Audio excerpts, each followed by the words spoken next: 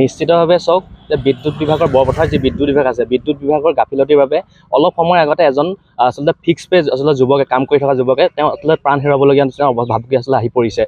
যিটো সময়ত ইয়াত টেঙানী তিনিগুৰীয়া অঞ্চলত তেওঁৰ বিদ্যুৎ ভাল কৰি থকা অৱস্থাত আচলতে ইয়াৰ পৰা বিদ্যুৎ বৰপথাৰ যি বিদ্যুৎ সংযোগ বিভাগ আছে তাৰ পৰা আচলতে কাৰেণ্টটো কোনো সোধপোছ নোহোৱাকৈ আচলতে দি দিয়াৰ ফলত সেই লবদলে নামৰ ব্যক্তিজনৰ আচলতে যি ফিক্স পে ব্যক্তিজন আছে সেই ব্যক্তিজনৰ আচলতে কি হয় তাৎক্ষণিকভাৱে তেওঁ দুৰ্ঘটনাগ্ৰস্ত হৈছে। দুৰ্ঘটনাগ্ৰস্ত তেওঁ গোলাঘাটৰ অসামৰিক চিকিৎসালয়লৈ প্ৰেৰণ কৰিবলগীয়া দৰে পৰ্যায় পাইছেগৈ। আচলতে ইয়াত আচলতে এটা উচিত পৰ্যায়ৰ আচলতে তদন্ত হ'ব লাগে। আচলতে যিজন আচলতে ফিক্স পে কৰ্মচাৰী যিসকল আছে তেওঁলোকক আচলতে দিন ৰাতি কোনো চিন নাই কাম কৰোৱায়, কাৰণ আচলতে কোনো ধৰণৰ যোগাযোগ নোহোৱাকৈ আচলতে কেনেদৰে ইয়াৰ পৰা আচলতে কাৰেণ্টটো তালৈ দিব পাৰিলে। আচলতে যিটো সময়ত ধুমুহাৰ ফলত আচলতে কাৰেণ্ট টেঙানীত আচলতে বহুত দিনৰ বিদ্যুৎচ্যুত হৈ আছিলে, তাৰ ফলত তেওঁ কাম কৰি থকা এজন ব্যক্তিয়ে আচলতে ইয়াৰ পৰা সেই সময়ত ইয়াত আচলতে কোন আছিলে কৰ্তৃপক্ষ, আচলতে কোন ইনচাৰ্জ আছিলে, কাৰ দায়িত্বত আছিলে, তত্বাৱধানত আছিলে, তেওঁলোকে আচলতে কোনো যোগসূত্ৰ নাছিলে নেকি? আমি দাবী জনাইছোঁ ধনশিৰি মহকুমা ছাত্ৰ সন্থাই এই বিষয়সমূহ আচলতে তদন্তৰ আওতালৈ আহিব লাগে, এটা উচিত তদন্ত হ'ব লাগে। আচলতে তেওঁলোকৰ ইয়াৰ ওপৰত আচলতে যিসকল আচলতে ইয়াত দায়িত্বত আছিলে, যাৰ কোন ইনচাৰ্জ আছিলে, যিসকলে আচলতে ইয়াত এই বিদ্যুৎ কণ্ট্ৰল ৰুমৰ দায়িত্ব আছিলে, তেওঁলোকৰ আচলতে এটা তদন্তৰ আওতালৈ আনি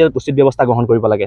যিজন আচলতে ৰাজু বৰাক নামৰ SDO এই বৰপথাৰ কণ্ট্ৰল ৰুমত যিকেইজন বিষয়া আছিলে, যিসকল বিষয়া ইয়াত আচলতে সেই সময়ত আছিলে, তেওঁলোকে আচলতে বিষয়টো আচলতে সংবাদ মাধ্যমৰ আগত বা বিভিন্ন ধৰণৰ গাপ দিয়াৰ চেষ্টা কৰি আছে। আচলতে কিয় গাপ দিব লাগে? তেওঁলোকৰ নিশ্চয় এটা ৰহস্য জড়িত হৈ আছে।